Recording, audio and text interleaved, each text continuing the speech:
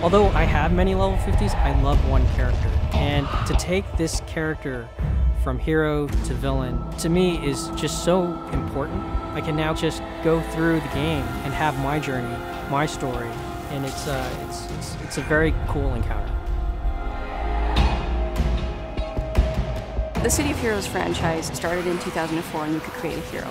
And then we did an expansion in 2005, which was City of Villains. And one of the things we always wanted to do was make sure that you could eventually turn your villain into a hero or turn your hero into a villain. So the great thing about going rogue, which is our next major expansion, is, as the title suggests, you can actually go rogue. But not only that, we've also expanded it in a major way. We've added a ton of new missions, all new storylines, that 1 to 20 content in Praetoria. It's about as close to starting a new MMO as you can get. You know, everyone's going to be on the same footing. Everyone's going to be exploring it for the first time together. If you're a new player, it's about the best time to join. The whole point of the Going Rogue alignment system is not just to say, hey, today I want to be a hero, today I want to be a villain. What we want to do is we want to provide a journey. To make these leaps from one alignment to another, they have to make these moral choices. Then you're presented with a morality mission. And that's the mission that defines what alignment you ultimately are. And if you do the mission and push yourself more towards the villainous alignment, and eventually your hero will turn into a vigilante. And now a vigilante will then do a bunch of more of these types of missions, and they will become a villain outright.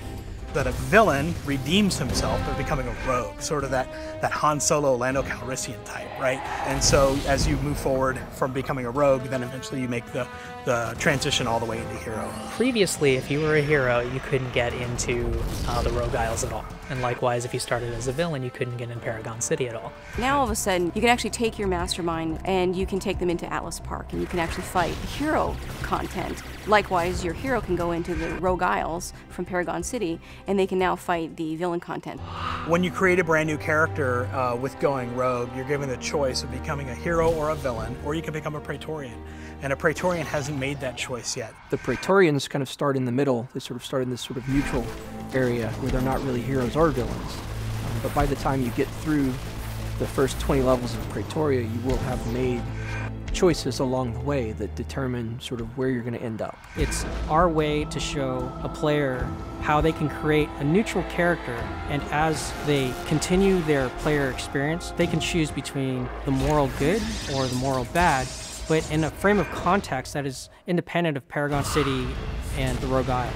What Going Rogue represents is the culmination of a lot of work that we've done ever since the game launched. You know, there's always competition with other MMOs, and I like to think that, you know, we do things just a little bit better than the other ones out there. So, you know, we like to innovate, and, you know, when we innovate, you know, we set the bar really high and say, if you want to copy us, you must be this tall to ride this ride and to be as good as us.